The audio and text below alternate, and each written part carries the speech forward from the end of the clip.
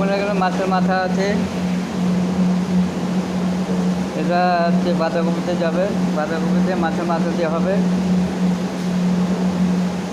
আপনারা like share comment করবেন। এই মাছের মাথা দিয়ে বাঁধাকপিতে খেতে খুব ভালো লাগে, আপনারা সবাই বাড়িতে বানিয়ে খাবেন, ভালো লাগবে।